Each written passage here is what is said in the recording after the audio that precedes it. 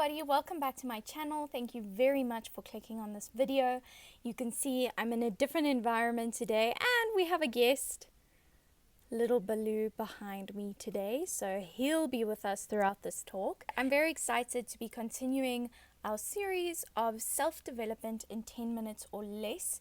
And today we're going to understand how to use visualization. Let's really wrap our heads around it because it's one of those things that we hear about a lot, but we might not fully actually understand and grasp why it's useful and how to use it. And today I'm going to use 3 books mainly that talk about visualization in a way that I find is really excellent.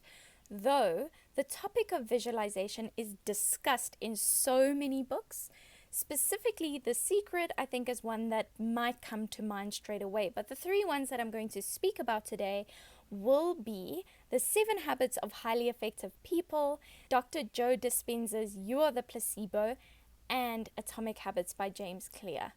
Let's begin with Stephen Covey's The 7 Habits of Highly Effective People. The reason why I want to begin with it is because I think it so beautifully demystifies the concept of visualization by saying, begin with the end in mind. Now this is so well put because what visualization allows you to do is create a virtual map for you to follow. And people like Michael Phelps do this before a swimming race.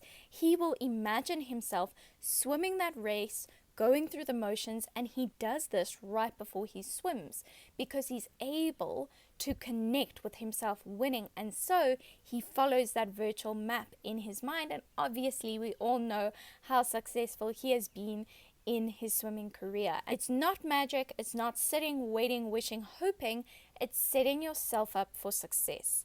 Then, if we talk about Dr. Joe Dispenza's You Are the Placebo, he goes into a bit deeper of the science behind visualization by talking about the placebo effect. And if you haven't heard of this before, the placebo effect is based on a study where a group of participants were given a sugar pill and they were told that it was going to make them feel better and have certain healing qualities, but it actually didn't. It was literally just sugar.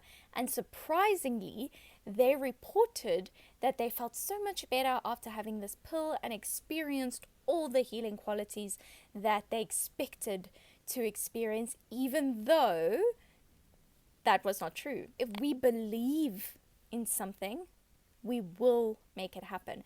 And that's the placebo effect, and that is what we can use in visualization.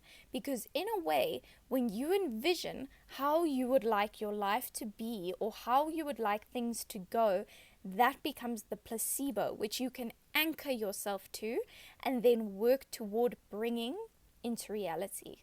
Our brain, after all, does like to problem solve, so this becomes something that you can remind yourself of and then work toward. I think an important aspect of this is that you might be sitting, watching, thinking, oh, I don't feel like envisioning what the ideal would be. That's extra effort. But just remember that we usually do this anyway, and we usually envision how we don't want something to go. So you are already thinking in the future, imagining how your day, week, or year might turn out, but usually we do this not for the better but for the worse. So why not use that energy you're already expending to think of the worst and rather think how you would like it to go?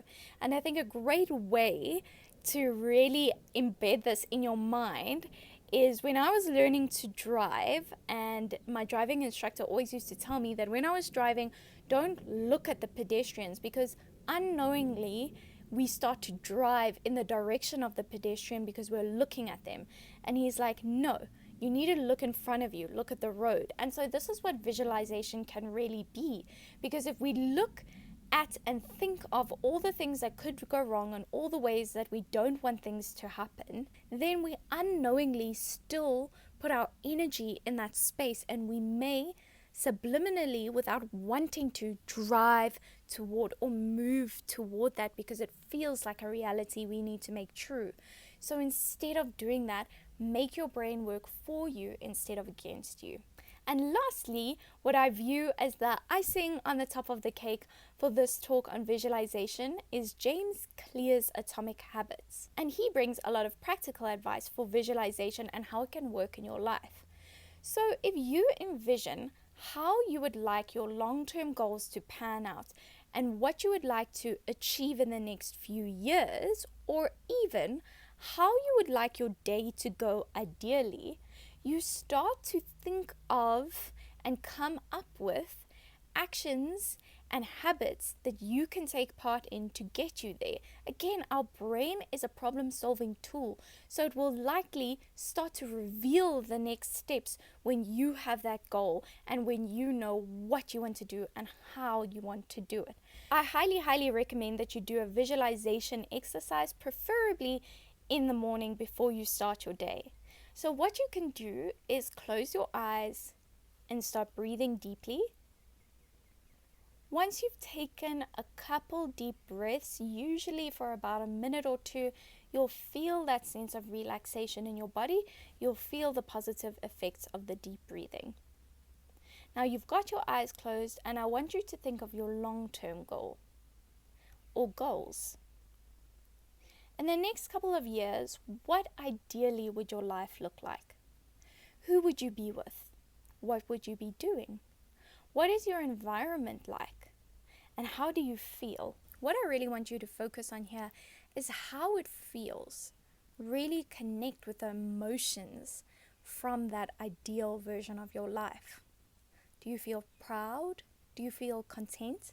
Do you feel excited? Then, from there, I want you to think about the day ahead. Remember, it's the morning, it's before your day's begun. Think about your day ahead and think about what you would like to achieve. Think about what you'd like to accomplish. What would make you feel satisfied at the end of the day? There might be obstacles, so envision yourself overcoming those. Envision yourself enjoying the process, and also envision and really feel how you would like to feel at the end of today. And then you can open your eyes and take a deep breath and get on with the rest of your morning. But I really think this is an excellent way to start your day. If you need any extra advice or tips or help on visualization and how to use it as a tool in your life, please don't hesitate to reach out to me. You can send me an email or leave a comment down below. I am a coach and I use this regularly with my coachees, and I've seen amazing things by them being able to be guided on how to use this. So you're welcome to leave any questions or thoughts in the comments. Thank you so much for watching, and I will see you next time.